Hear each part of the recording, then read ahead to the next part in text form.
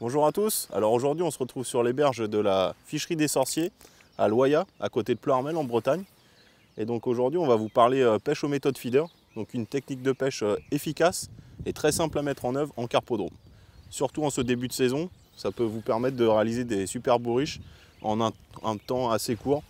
Si vous avez quelques heures après le boulot, on a les jours qui se rallongent, c'est sympa et ça peut vous rapporter gros.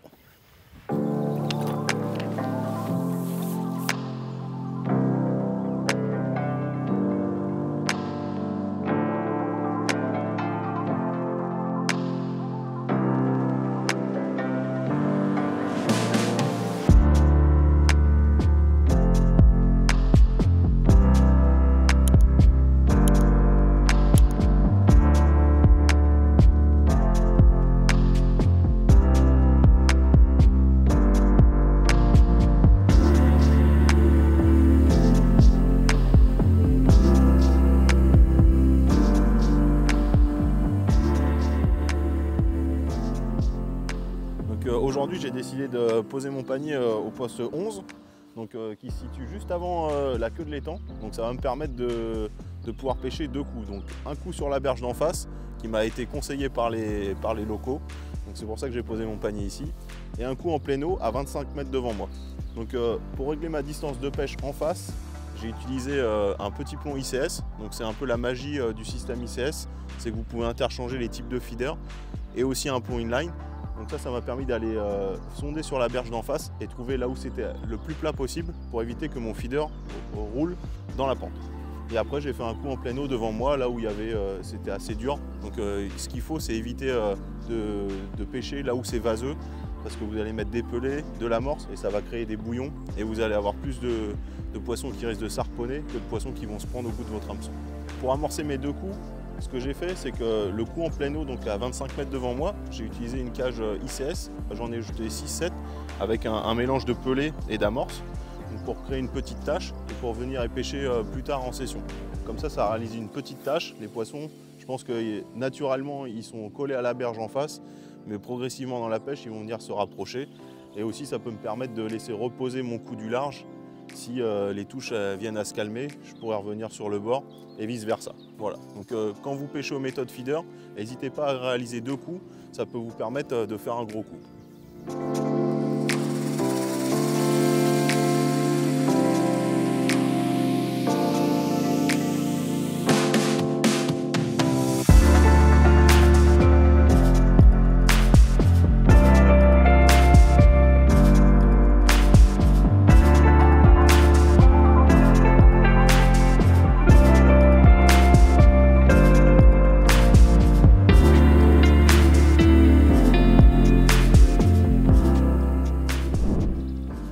Pour cette partie de pêche aux méthodes feeder, aujourd'hui j'ai préparé différentes amorces et pelés. Donc, premièrement j'ai préparé une amorce, donc comme vous pouvez le voir elle est de couleur verte. C'est une couleur qui est assez passe-partout dans les carpodromes. Là on a une eau qui est un peu mâchée, donc ça va vraiment être sympa, ça va faire une belle tache sur le fond. Donc ça c'est un mélange à 50% de l'amorce Krill & Squid avec de la 50-50 méthode épaste green. Donc c'est ça qui donne la belle couleur verte. Donc un petit conseil pour mouiller ces amorces là, j'utilise 2 parts de farine sèche pour 1 part d'eau. Donc le mieux c'est de préparer ça la veille chez vous, vous laissez reposer la nuit et quand vous arrivez le matin vous allez avoir un bloc d'amorce que vous effritez et que vous avez juste à passer sur le tamis. Et là vous allez vraiment obtenir la texture parfaite. Comme vous pouvez le voir, la boule elle se casse, donc ça va faire une présentation parfaite sur votre méthode feeder. Ensuite j'ai préparé des pelés. Donc c'est simple, des pelés de 2 mm, parce que si on utilise un méthode feeder, on ne peut pas vraiment utiliser des pelés de plus gros diamètre. Ça sera plus difficile de les mouler dessus. Donc là, c'est un mélange de 2 tiers de Profit Pellets en 2 mm avec 1 tiers de Sticky Banoffee. Donc comme vous pouvez voir, ça fait un petit contraste visuel avec les pelés jaunes. Et j'aime bien, et en plus, ça donne, avec l'ajout de pelés sticky dedans, ça donne vraiment un bon collant au pelé. Donc pareil, s'il faut utiliser juste des pelés sur votre méthode feeder, c'est important d'avoir la très bonne texture pour pouvoir les serrer dessus et qu'ils se cassent au fond de l'eau le plus vite possible. Et dernière chose que j'ai préparée, donc c'est la petite nouveauté Sony Baits qui est arrivée ce mois-ci chez vos détaillants. Donc c'est des Profit Pellets en 1 mm. Et donc là, on obtient quelque chose qui est équivalent à à de l'amorce en termes de taille avec la même activité que des pelés. Donc ça veut dire que vous allez avoir beaucoup moins de particules en hauteur. Vous allez surtout avoir des particules lourdes qui restent plaquées sur le fond et qui dégagent un gros nuage de gras. Donc pour préparer mes pelés, j'ai une petite règle assez simple à suivre et vous n'allez pas vraiment vous tromper quand vous faites ça. Donc c'est pour le trempage des pelés, 1 minute par millimètre. Donc pour mes 1 mm, je les ai simplement immergés 1 minute dans l'eau. J'ai retiré l'eau, je les ai laissés reposer. Et comme vous pouvez voir, ils sont parfaits. Donc même si vous étiez pêcheur à la canne, vous pourriez réaliser des petites boules avec. Et donc pour les 2 mm, je les ai simplement mis dans un pellet wetter, 2 minutes dans l'eau, et j'ai mis à égoutter sur le côté de mon panier pendant que je me préparais. Et donc comme vous pouvez le voir, ils ont une super texture. Donc là ils ont pris un peu le soleil, mais une façon très simple pour les rehumidifier. Vous mettez un peu votre main dans l'eau et ça redonne juste assez d'humidité pour leur redonner leur collant naturel. Voilà. Donc vraiment une petite règle simple pour préparer vos pelés. Vous n'allez pas beaucoup vous tromper et vous aurez une texture parfaite. Donc après, une question qui est souvent posée, c'est pêche aux méthodes feeder, on utilise de l'amorce ou des pelés ou un mélange des deux. Alors moi j'ai une technique assez simple. Pour moi au début, je réalise toujours mes premiers méthodes feeder avec une poignée d'amorce, une poignée de pelés, donc un mélange à 50%. Donc ça me permet d'apporter un nuage et d'avoir de la nourriture plus solide sur le fond. Donc moi c'est comme ça que j'attaque ma pêche. Et après selon comment ça se passe dans la pêche, donc si c'est plus dur, je vais utiliser plus de l'amorce pour créer un nuage. Et s'il y a vraiment les poissons qui sont en activité et qui ont vraiment faim, je vais utiliser beaucoup plus de pelés. Mais comme je vous ai dit, on a aussi ces petits pelés de 1 mm. Donc eux ils vont être sympas à utiliser, même en les mélangeant avec des plus gros pelés. Si on veut éviter vraiment de créer un nuage, si les poissons sont un peu trop fous avec les particules, ça va vous permettre d'avoir quelque chose qui est beaucoup plus stable sur le fond et ça va moins créer de particules dans la couche d'eau et ça va vraiment concentrer les poissons sur le fond et c'est un peu ce qu'on veut quand on pêche au feeder parce que c'est compliqué de les pêcher décollés avec un feeder. Et après au niveau des appâts pour la pêche, donc comme vous pouvez le voir, j'ai une desserte qui est assez simple. J'ai du maïs parce que vraiment sur les carpes c'est vraiment un aimant à carpe. C'est visuel et c'est quelque chose qu'ils adorent. Ici, il y a régulièrement des concours, donc je pense qu'ils voient quand même pas mal de maïs dans l'année. Et après, les incontournables pelés expandeurs. Donc ça peut paraître un peu surprenant d'utiliser ça aux méthodes feeder, parce qu'on a quelque chose qui est très mou. Et surtout en ce début de saison, c'est une éche redoutable parce que c'est quelque chose qui est très léger. Donc quand la carpe va aspirer, tout de suite, il va venir se coller dans sa bouche. Et voilà, donc c'est un petit incontournable. Et ça m'avait été donné par une petite astuce par un champion anglais. Donc je pense pas qu'il verra la vidéo ou qu'il la comprendra, mais c'était une bonne astuce qu'il m'a donnée et durant plusieurs années j'ai essayé, c'est quelque chose qui marche vraiment bien. Donc en plus de mon maïs et de mes Pro Expanders, j'ai aussi, comme vous pouvez le voir, quelques pots de Bandom, donc surtout des wafters, donc, qui présentent une èche juste au-dessus du fond, qui va avoir un petit mouvement, des fois ça va permettre de leurrer des poissons un peu plus méfiants ou voire des plus gros poissons. Donc là je les ai en différentes teintes, il y a différents parfums, différentes teintes.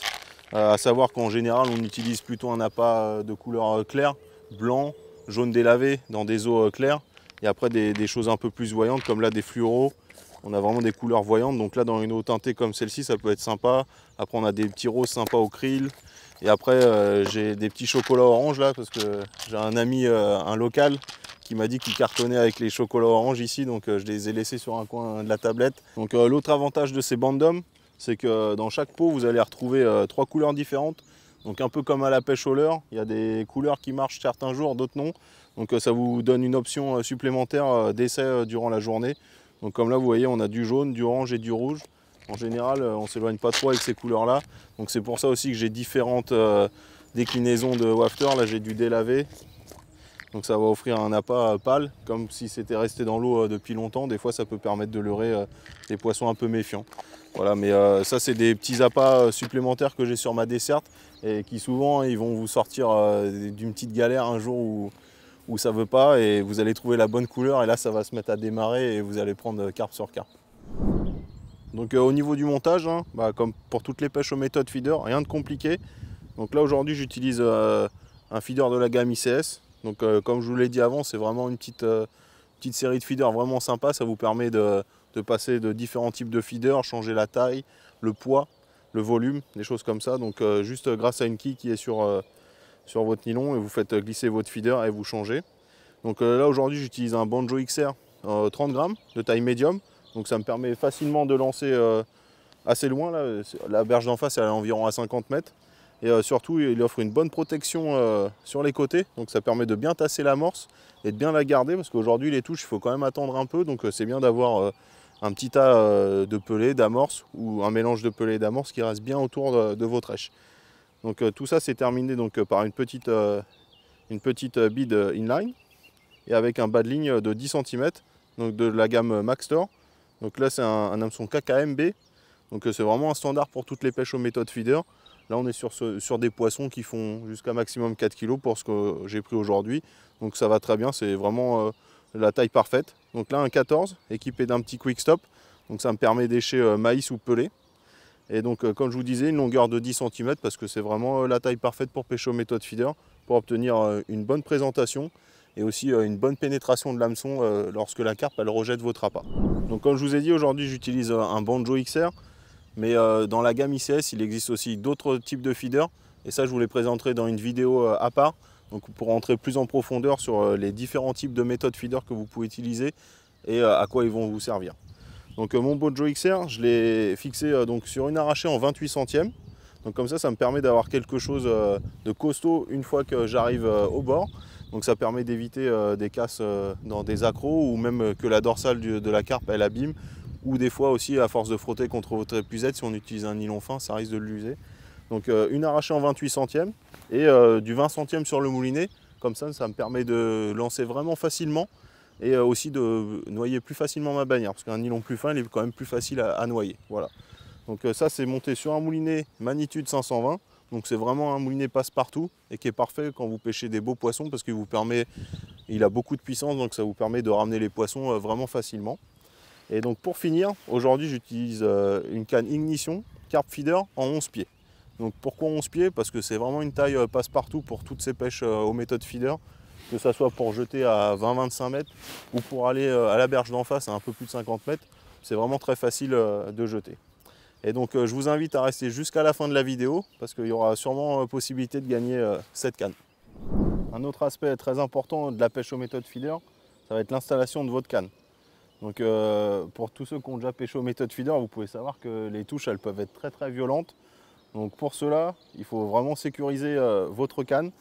Donc pour ça, moi à l'arrière j'utilise un petit U donc qui me permet d'éviter à la canne de sauter. Si c'était quelque chose de plat, elle risquait de glisser, c'est pas très conseillé. Et à l'avant, j'utilise toujours un support en U où là le petit support multi donc avec des grippes et des rebords sur les côtés, donc ça évitera en cas de touche violente de voir votre canne glisser et malencontreusement tomber dans l'eau.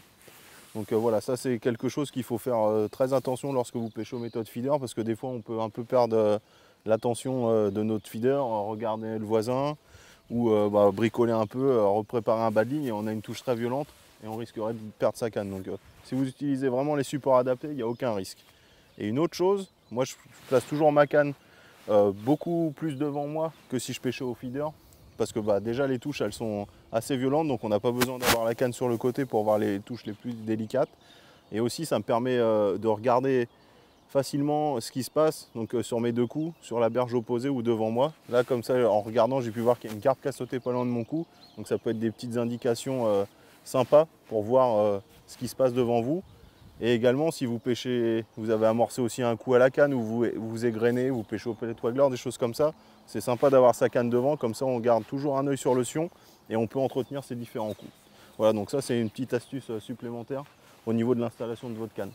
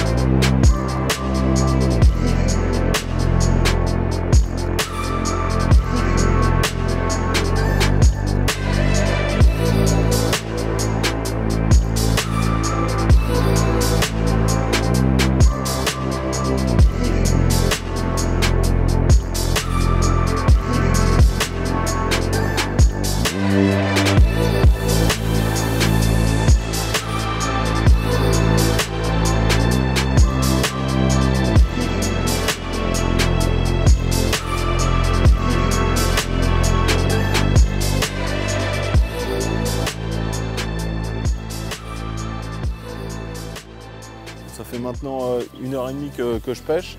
Donc je continue à pêcher sur la berge opposée, environ 1 ou 2 mètres de la berge.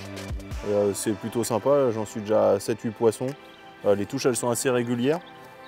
Et comme je vous ai expliqué plus tôt, la position de ma canne droite devant moi, donc ça me permet de scruter devant moi et donc je peux voir que ça fait plusieurs fois qu'il y a des mouvements de poissons autour de mon cou que j'ai réalisé au début à 25 mètres. Donc je pense que je ne vais pas tarder à y faire un petit tour parce que je vois quelques poissons même en surface passer au-dessus, donc il y a de l'activité dans cet endroit-là, donc on va aller essayer ça tout de suite.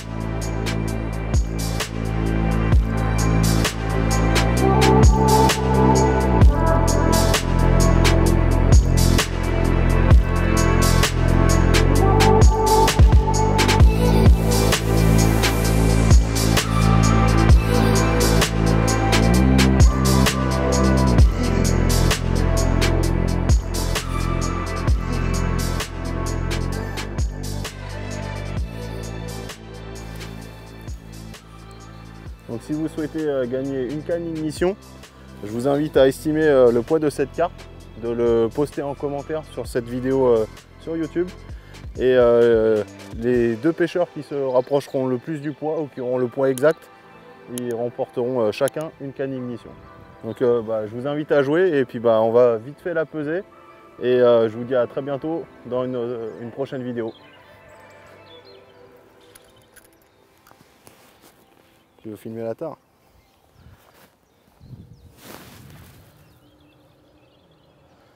Je sais pas si on va voir. Bouge pas. Ah là c'est bon, ouais.